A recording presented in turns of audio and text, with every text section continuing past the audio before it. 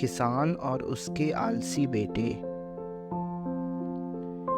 एक किसान था जिसके दो बेटे थे। वह बहुत ही आलसी और निकम्मे थे। वह अपने पिता को कामकाज में हाथ बटाने की बजाय आलस किया करते थे।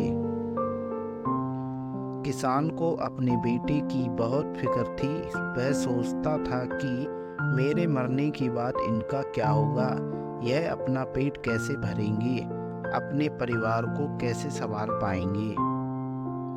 एक दिन किसान की हालत बहुत ही गंभीर थी। किसान मरने की हालत में था। तभी किसान ने अपने दोनों बेटों को बुलाकर उनसे कहा, हमारे खेत में एक खजाना गड़ा हुआ है,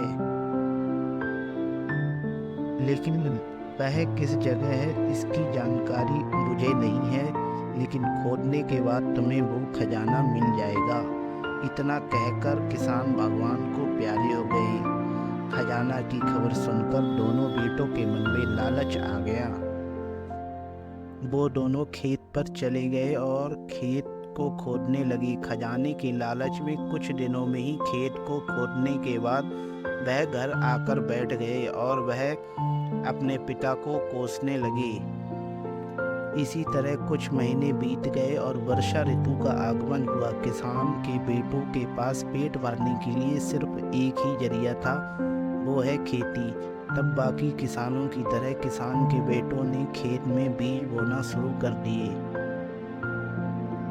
वर्षा का पानी पाकर बीज अंकुरित हुए और देखते ही देखते खेत लहलाने लगे। ऐसा लग रहा था कि फसल हवा के झोंकों से लहरा रही है। यह देखकर किसान के बेटे बहुत खुश हो गए।